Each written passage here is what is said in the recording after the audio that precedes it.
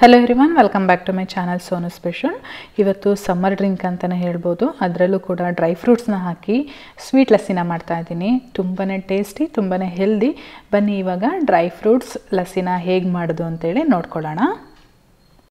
ಇದರ ಜೊತೆಗೆ ಇನ್ನೂ ಯಾರ್ಯಾರೆಲ್ಲ ಸಬ್ಸ್ಕ್ರೈಬ್ ಮಾಡ್ಕೊಂಡಿಲ್ಲ ಪ್ಲೀಸ್ ಸಬ್ಸ್ಕ್ರೈಬ್ ಮಾಡ್ಕೊಳ್ಳಿ. ಬನ್ನಿ ಇವಾಗ sweet lassi with dry fruits ಹೇಗೆ ಮಾಡೋದು ಅಂತೇಳಿ ನೋಡ್ಕೊಳ್ಳೋಣ. ಮೊದಲನೇದಾಗಿ ಒಂದು ಮಿಕ್ಸರ್ ಜಾರ್ಗೆ ಗೋಡಂಬಿ ಮತ್ತು ಬಾದಾಮಿ ಹಾಗೆ ಸಾಲ್ಟೆಡ್ ಪಿಸ್ತಾ ತೊಗೊಂಡಿದ್ದೀನಿ.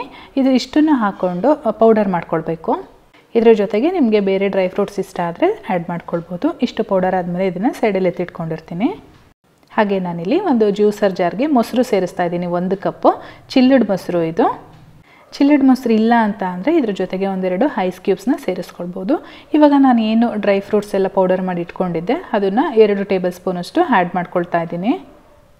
ಇದರ ಜೊತೆಗೆ ಶುಗರ್ ಸೇರಿಸ್ತಾ ಇದ್ದೀನಿ. ನಾನಿಲ್ಲಿ 2 ಟೇಬಲ್ ಸ್ಪೂನ್ ಶುಗರ್ ಸೇರಿಸಿದ್ದೀನಿ. ಸ್ವೀಟ್ ಜಾಸ್ತಿ ಇಷ್ಟಪಡ್ತೀರಾ ಅಂದರೆ ಇನ್ನೂ ಬೇಕಾದರೆ ಆ್ಯಡ್ ಮಾಡ್ಕೊಳ್ಬೋದು. ಇವಾಗ ಇದನ್ನು ಈ ರೀತಿಯಾಗಿ ಗ್ರೈಂಡ್ ಮಾಡಿದ್ದೀನಿ. ಮಧ್ಯಾಹ್ನ ಟೈಮು ಈ ರೀತಿ ಒಂದು ಲಸ್ಸಿ ಮಾಡಿಕೊಟ್ರೆ ಹೊರಗಡೆಯಿಂದ ಬಂದವ್ರಿಗಾಗಲಿ ಮನೇಲಿರೋರಿಗಾಗಲಿ ತುಂಬಾ ಇಷ್ಟ ಆಗುತ್ತೆ. ಬಾಡಿ ಕೂಲ್ ಅಂತ ಅನಿಸುತ್ತೆ.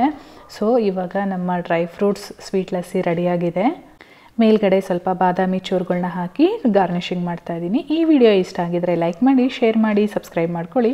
ಫೇಸ್ಬುಕ್ಕಲ್ಲಿ ನೋಡ್ತಾ ಇರೋರು ಫಾಲೋ ಮಾಡಿ. ನಾನು ಮತ್ತೆ ಸಿಗ್ತೀನಿ ಮುಂದಿನ ವಿಡಿಯೋದಲ್ಲಿ. Thank you.